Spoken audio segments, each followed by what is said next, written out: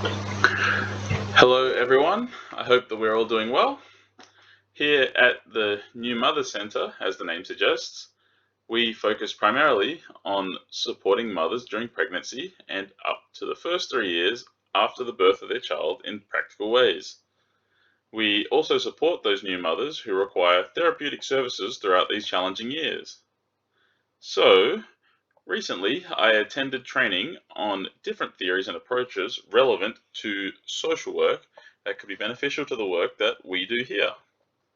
The three approaches that I had the pleasure to learn about were psychodynamic attachment practice, social construction strengths and solution focused practice, and critical radical structural practice. Today, I will be sharing with you all what I have been learning about these three approaches. Regarding one of the three approaches, I will also attempt to justify to you why I believe that said approach is of most relevance to our agency.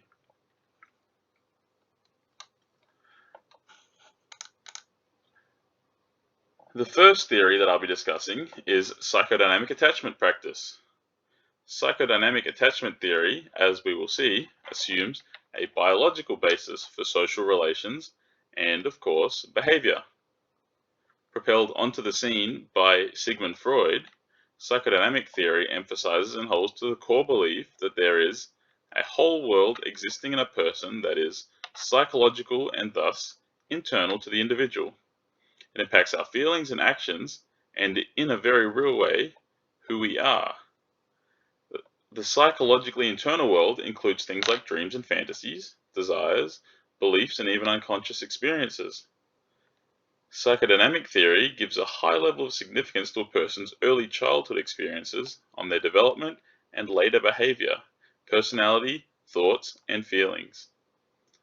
Psychodynamic theory presents the idea of a blueprint that a child develops in early childhood about how different aspects of life, including relationships, work. The child then carries this blueprint with them in their internal world as they develop and live out the rest of their lives. Attachment theory, developed by John Bowlby, concentrates on the establishment and development of emotional bonds between children and their primary caregivers. This is most typically the bonds between mother and child. The bonds of attachment relationships have the core characteristics of being proximity seeking, of having a secure base, and of resulting in separation protest. Core concepts of the theory include the place of the past and the present, inner drives and motivations, the organization of the inner self, and aspects of relationship dynamics. Attachment theory assumes that people inherently require attachment to another person, which allows them to maintain a sense of security. This secure attachment allows the person the freedom to explore the world, and the attachment figure becomes a place of refuge in times of difficulty and stress. Failure by the attachment figure to consistently satisfy the child's needs can lead to negative attachment styles. Attachment theory was initially viewed as being completely distinct to psychodynamic theory. Rather, it was thought to be a social theory due to its emphasis on relating to the external world as opposed to the internal world. Nowadays, however, psychodynamic attachment theory understands the human drive for social bonds present in attachment theory is, in fact, being highly pertinent to psychodynamic theory.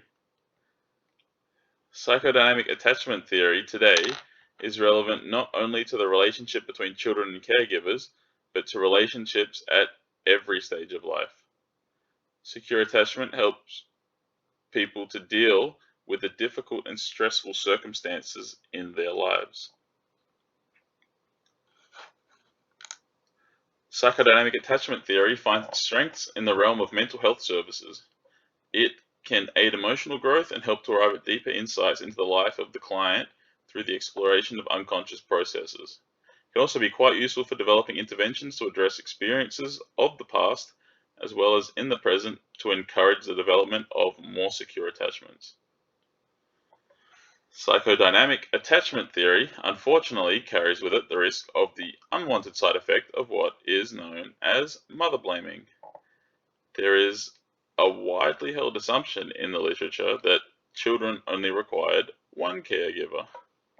Typically, this would tend to be the child's mother. This leads to the assumption that the mother must be to blame if the child grows up with behavioral issues stemming from poor attachment. Psychodynamic attachment theory is also limited by the fact that it does not take into account Indigenous Australian communal child rearing. This limits the relevance of the theory in our agency's context, as a significant portion of our client base is Indigenous. It would be nevertheless highly relevant for our non-Indigenous clients.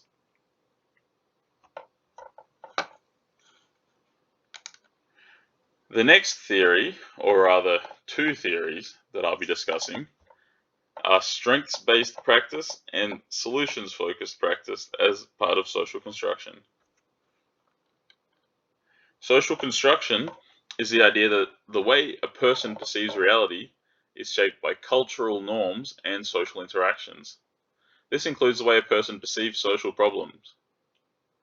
Both strengths-based approaches and solution-focused approaches have a forward-looking approach that aims to help people build positively using the resources and strengths that they have.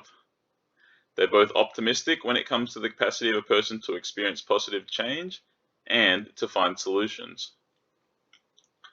A strengths-based approach, rather than focusing solely on a person's problems or deficits, it aims to focus more on the abilities that the person does have, as well as their resources and resilience. It does this with the aim of empowering the person to achieve goals and to improve the state of their lives. Strengths-based approaches value empowerment and believe that by coming to an understanding of a person's own resources and strengths, that they will be able to learn and grow. Strengths-based approaches come pre-built with the assumptions that problems are separate and external to persons, and, following on from that problems keep people from an awareness of their own resources and strengths. Key figures in the development of the strengths-based approach are Dennis Salibi, Charles Rapp, and Anne Wake. Similarly, solutions-focused approaches aim to assist people to identify their resources and strengths and to then build upon them in order to achieve positive change. They likewise focus on the building up and empowerment of the person instead of dwelling on a person's problems or deficits. Solutions-focused approaches believe that more important than understanding the causes of a problem is understanding the difference that will be made when the problem is gone. It assumes that problems have exceptions. Furthermore, it assumes that learning about said exceptions will lead towards solutions and an awareness of the person's resources and strengths. The solutions-focused approach was developed in collaboration by Steve DeShazer, Insoo Kim Berg, and their colleagues. Some of the strengths of these two similar approaches are in their abilities to empower clients and their level of effectiveness in creating change.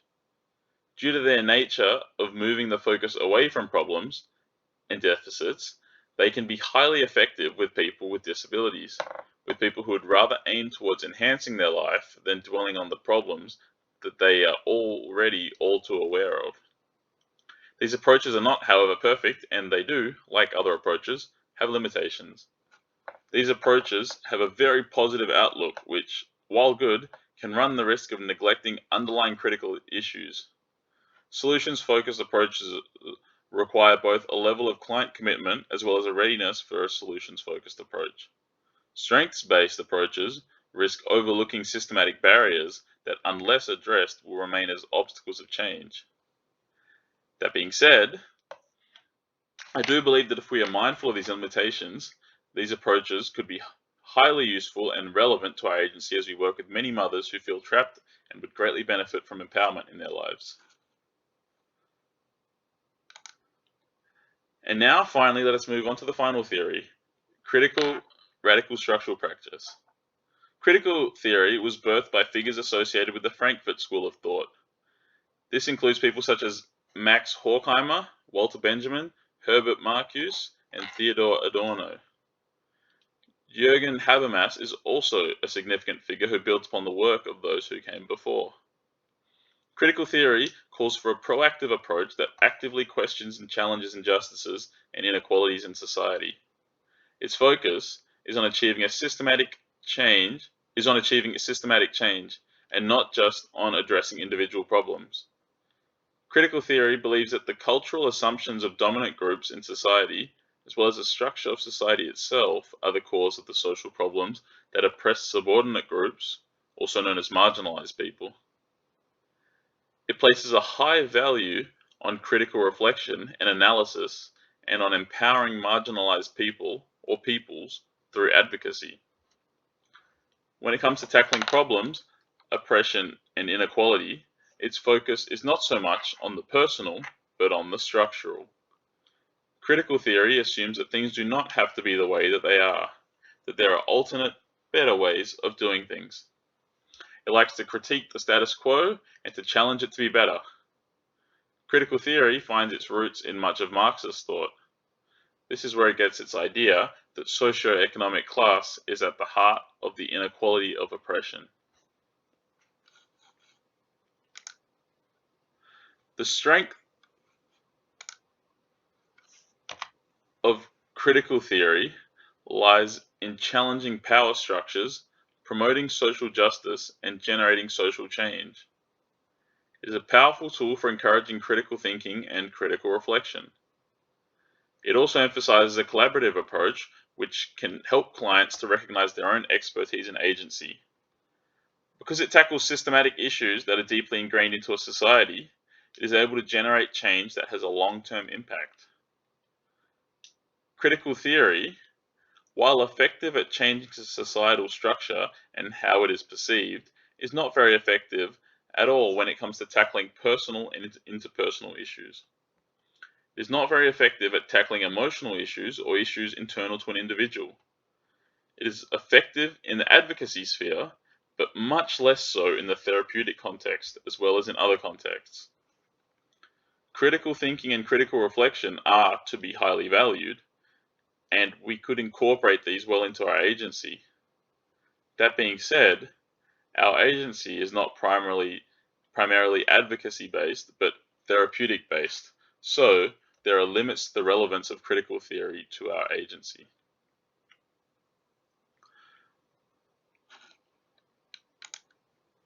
We have looked at 3 different approaches and their relevance to our agency. The approach that I believe is most relevant to our work here is the combined social construction approaches of strengths-based and solutions-focused practice.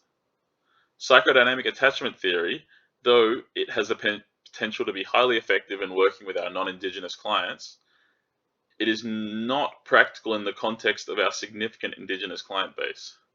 Critical theory, likewise, though entailing some pertinent ideas and concepts such as critical thinking, reflection, and empowering marginalized peoples, is lacking in the practicality needed for hands-on work with individuals and their personal problems.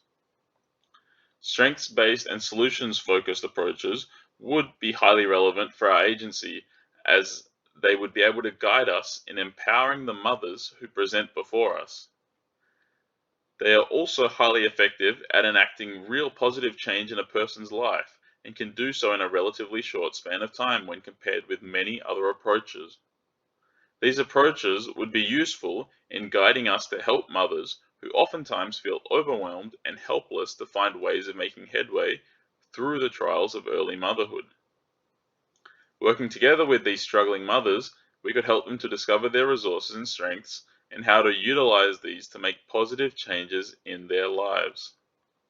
The mothers already know that things are difficult for them, and rather than dwelling on that, focusing on strengths and what they can do would be good for positive growth. The strength-based approach's insistence on the person not being the problem, as well as the solutions-focused approach's search for exceptions to the problem, offer a good, non-oppressive framework that can set the scene for good outcomes. It'll be absolutely crucial, however, that we do not come on too hard with a solutions-focused approach due to the committal nature of its requirements. Some people are not ready for that, and we must be understanding about that. Overall, I believe that these approaches, particularly the strengths-based and solutions-focused approaches, will be useful tools in our toolkits for helping our clients.